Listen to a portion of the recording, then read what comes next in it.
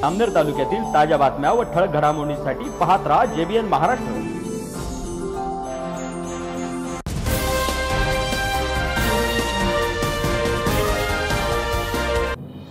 नमस्कार, मी मिनल चौधरी। पाहूया काही ठळक वृत्त।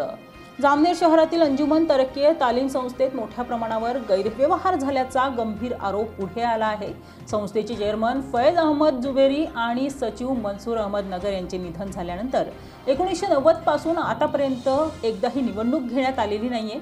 सहाय्यक धर्मदाय आयुक्त जळगाव यांनी याबाबतचा स्पष्ट अहवाल नाशिक येथील वरिष्ठ कार्यालयाकडे पाठवून संचालक मंडळ अस्तित्वात नसल्याची नोंद केली आहे।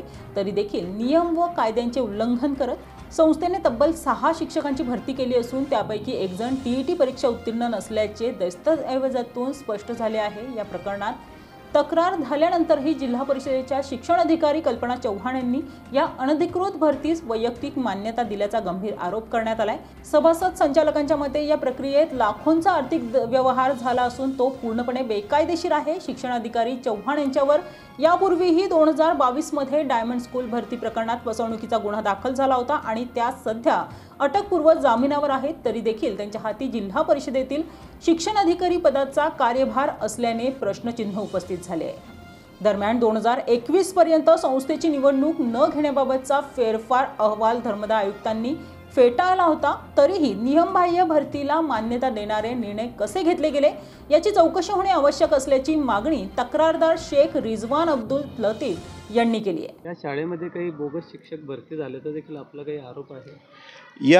या शाळेमध्ये या शाळेची जो संचालक मंडळ आहे त्याची निवडणूक जी आहे आणि त्याची नियुक्ती जी आहे ते वर्ष 1985 ते 90 सालाकरिता करण्यात आली होती। 1990 नंतर या संस्थेत निवडणुकांनी झाल्या। या संस्थेमध्ये जी कार्यकारिणी होती 30 कार्यकारिणी आज रोजी काळजीवाहू म्हणून कायम आहे।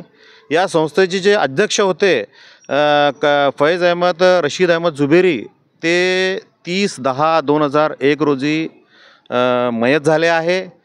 या संस्थेचे सेक्रेटरी 2023 पर्यंत अध्यक्ष मयत झाल्यानंतर कारभार चालवत होते। 25/12/2023 रोजी या संस्थेचे सचिव जे होते मंसूर अहमद खुर्शीद अहमद जुबेरी ते सुद्धा एक्सपायर झाले। त्याच्यानंतर ही संस्था बेवारस झाली। या संस्थेचा कोणी वाली नव्हता। या संस्थेचे सहसचिव होते ते सुद्धा मयत झाले। या संस्थेची कार्यकारिणी काळजीवाहू असल्यामुळे या संस्थेला रिक्त झालेल्या आणि खाली झालेल्या जे पद आणि जागा होती अध्यक्ष आणि सचिवची त्या जागेवर यांना अध्यक्ष आणि सचिवची निवडणूक कोणत्याही नियमानुसार करता येत नाही। जे माझे काका या संस्थेचे अब्दुल नासिर गुलाम नबी या संस्थेचे संचालक आहे, त्यांनी मला अधिकृतरित्या जनरल मुखत्यारपत्र करून दिलेलं आहे। त्या अन्वये मी ही माहिती देत आहे।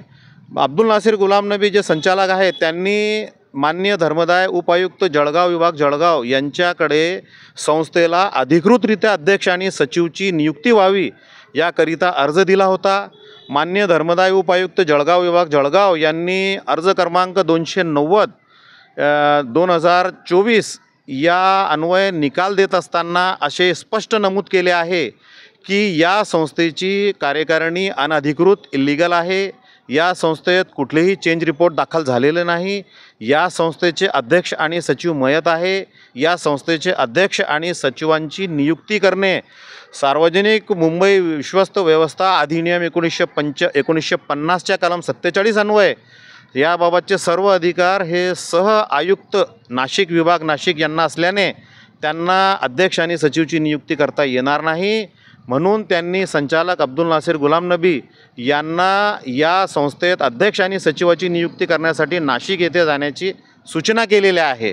आम्ही नाशिक येथे याबाबत दावा दाखल करण्याच्या तयारीत असताना त्याच्यामध्ये आयुक्त उपायुक्त नाशिक जळगाव यांनी एक आदेश काढला। त्यांनी या संस्थेच्या कार्यकारिणीला अनधिकृत ठरवला आणि या संस्थेची नवीन विश्वस्त नेमण्यासाठी नाशिक सहआयुक्त यांच्याकडे अहवाल दाखल केलेला आहे। या संस्थेची कार्यकारिणी अनधिकृत झालेली आहे। संस्थेची कार्यकारिणी अनधिकृत आहे, अध्यक्ष सचिव मयत आहे। अशी असताना दोन लोक स्वयंघोषित या संस्थेचे अध्यक्ष आणि सचिव झाले। त्यांनी अध्यक्ष सचिवाचे स्वाक्षरी आणि शिक्क्यांचा बोगस वापर केला।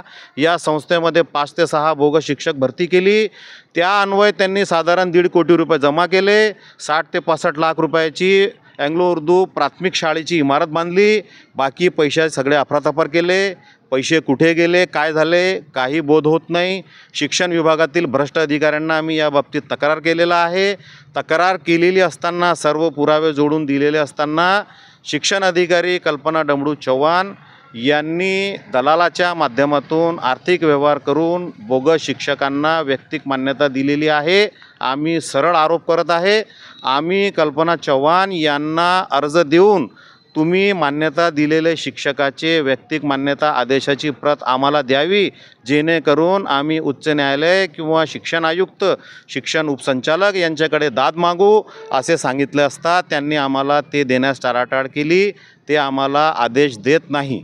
यामध्ये खूप मोठा गैरव्यवहार झालेला आहे, भ्रष्टाचार झालेला आहे। याचे काही संस्था चालक, शाळा व्यवस्थापन समिती, मुख्याध्यापक, शिक्षण विभागातील संबंधित कर्मचारी आणि अधिकारी यांच्या विरुद्ध आम्ही लवकरच जामनेर पोलीस स्टेशन येथे फौजदारी स्वरूपाचा गुन्हा दाखल करणार आहे। जळगावचे जे माध्यमिकचे शिक्षण अधिकारी आहे कल्पना डमरू चव्हाण यांच्या विरुद्ध 2022 साली सावदा पोलीस स्टेशन येथे फसवणूक केल्याबाबत 420 व इतर गंभीर स्वरूपाच्या कलमान्वये गुन्हा दाखल आहे। ते अटकपूर्व जामीनवर आहे सध्या। असे असताना शासनाने त्यांच्याकडे अशा स्वरूपाची जबाबदारी देणे अत्यंत चुकीचे आणि खूप गंभीर स्वरूपाची बाब आहे। आपण जे आता आरोप करत आहात त्याबद्दल आपल्याकडे काही लेखी पुरावे आहेत? आमच्याकडे लेखी पुरावे आहे। आमच्याकडे संस्थेचा परिशिष्ट 1 आहे। आमच्याकडे अध्यक्ष आणि सचिव मयत असल्याचे डेथ सर्टिफिकेट आहे। ज्या दिवशी शिक्षक भरतीची या लोकांची मुलाखत घेण्यात आली ती तारीख होती 27/10/2024। त्या दिवशी आम्ही हे मान्य तहसीलदार तथा निवडणूक अधिकारी विधानसभा जामनेर यांच्याकडून हजेरीपट घेतलेला आहे। जे शालेय समितीचे सदस्य होते आणि शिक्षक लोक जे मुलाखत घेणारे होते ते त्या दिवशी पलासखेड्याला उपस्थित होते। ते मुलाखतच्या ठिकाणी उपस्थित नव्हते। बोगस मुलाखती दाखवण्यात आलेल्या आहे। आमच्याकडे सर्व कागदोपत्री पुरावे आहे। आम्ही सक्त कागदोपत्री पुराव्यांवर गुन्हा दाखल करणार आहे। कल्पना चव्हाण यांच्या विरुद्ध फौजदारी गुन्हा दाखल आहे। ते या गुन्ह्यामध्ये 12 नंबरचे आरोपी आहे। त्यांचं नाव इथे नमूद आहे। आमच्याकडे सर्व कागदपत्रे उपलब्ध आहे।